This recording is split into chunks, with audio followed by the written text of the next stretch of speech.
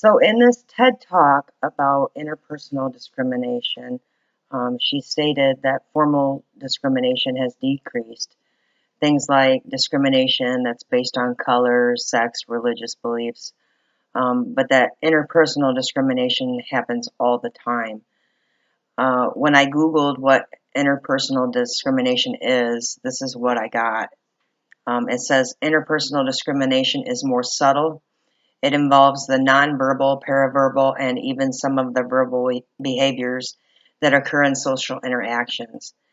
There are no laws against interpersonal discrimination, and a person cannot be arrested or formally reprimanded for interpersonal discrimination. I do believe that this happens all of the time, and it happens all too often. In my opinion, excuse me, in my opinion, I think that some employers have preconceived notions that they aren't going to hire someone if they know that the person is gay, black, maybe stutters, is overweight, has acne, or just isn't attractive enough. She stated in the video that these are not flagrant behaviors, and I would definitely agree with this. Some people, they're just not comfortable when put in a position where they have to be in the same room with these people. I absolutely agree that this is discrimination, just in more subtle ways. Many companies or employers, they get away with this because they are following all of the formal laws, um, such as the Civil Rights Act of 1964. It has been proven that interviews are shorter, that there's more unfriendliness, less eye contact made, because they may feel uncomfortable. Some people are just rude, and she even stated in the TED Talk that they could tell through just listening to vocals during interviews or encounters that there is hostility in people's voices or vocals when they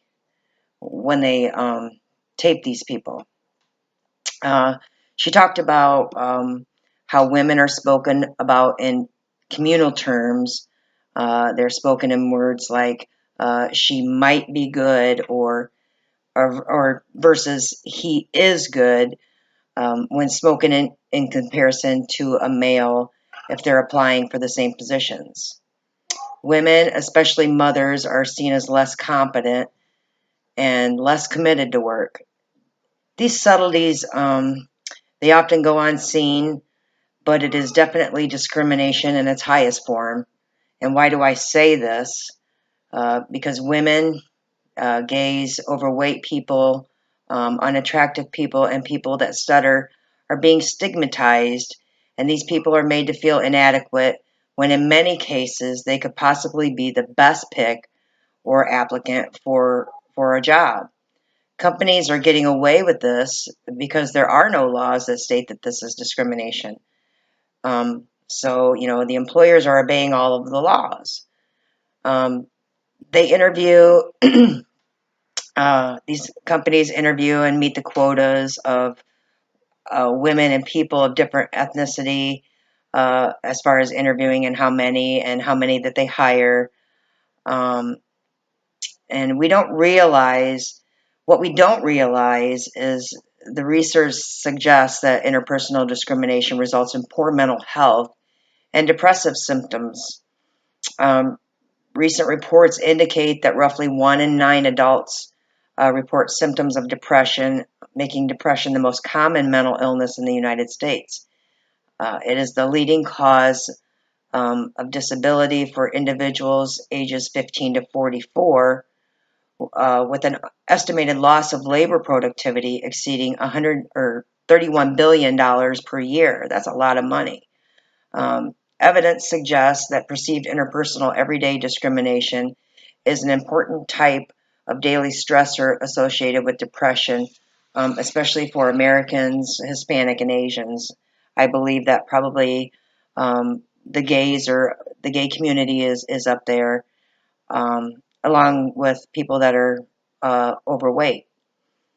I believe that overweight people, along with gays, like I said, they've been stigmatized just as much as those of different ethnicities. Interpersonal discrimination is more subtle. It involves nonverbal and sometimes verbal behavior that occurs in social interactions.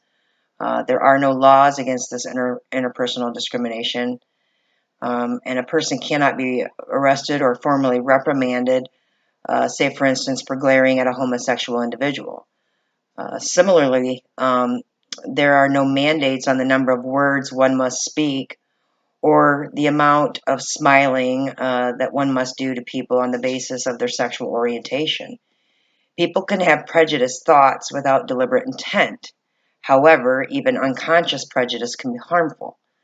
Noticing differences is a natural thing. Judging them or not judging them can be learned, though. Human beings are very responsive to how other people perceive, evaluate, and feel about them. Not only are people attuned to other people's reactions to them, but perceiving that others are disinterested or disapproving or rejecting of them, it evokes negative feelings within the individual. So long-term exposure to this interpersonal discrimination can truly have a strong impact on people's thoughts, emotions, motives, behaviors, as well as their psychological and physical well-being. Negative reactions from other people take on many forms, such as rejection, bullying, avoidance, disinterest, being stigmatized, and just a variety of different snubs. If a person has a stutter, just getting a job is difficult. So, though some companies try to accommodate people with a stutter, there are many organizations that that feel that people who stutter cannot perform the job as well as someone who can talk normally. They are often denied any promotions, and if they get hired into an organization, they're never really going to go anywhere. Discriminating against people based upon their physical attractiveness is thoughtless, and, in my opinion, very, very shallow. But the ugly truth of the matter is that attractive people earn more and are treated better than those that are not attractive. There was a study performed in which the results showed that working men rated as homely or below average in attractiveness, they earned 9% less than the average looking person. But men who rated above average, or they were considered handsome, earned actually 5% more than the average looking man. Women are also rewarded and penalized for their looks. People assume that if someone is attractive, then they have other good qualities. It's a clustering of good attributes based upon one's appearance. For example, attractive people are smarter, and people who are unattractive are dumb. You and I both know that's not true, but that's what a lot of people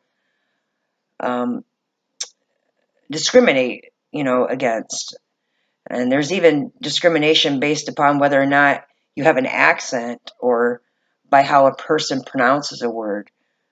For example, from people from the South, they're oftentimes considered dumber. I hope none of you are from the South because I don't believe that, but,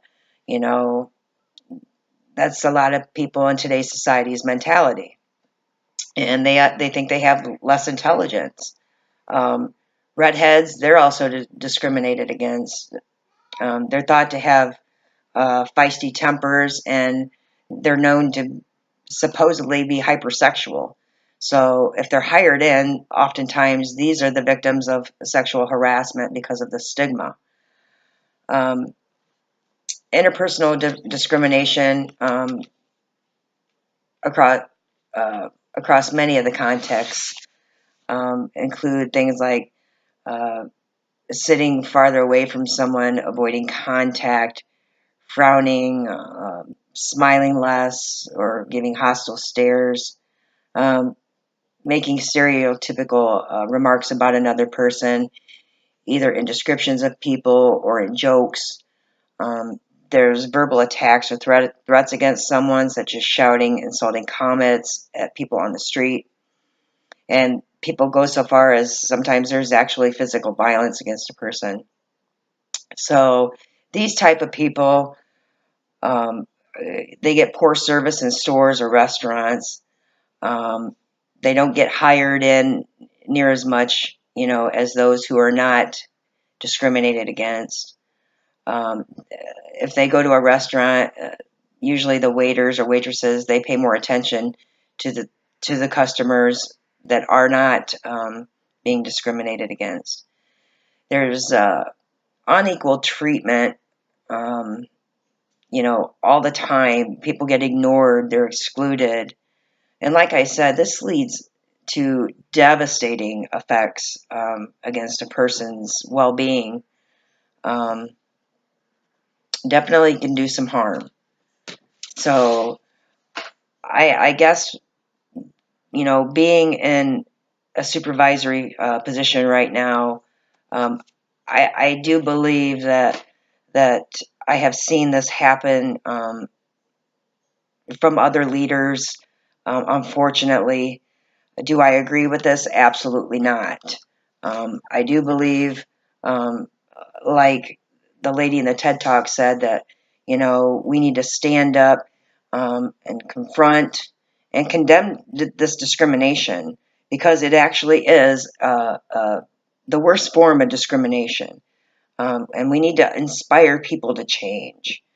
So I guess that's pretty much my stance on this topic. Thank you very much.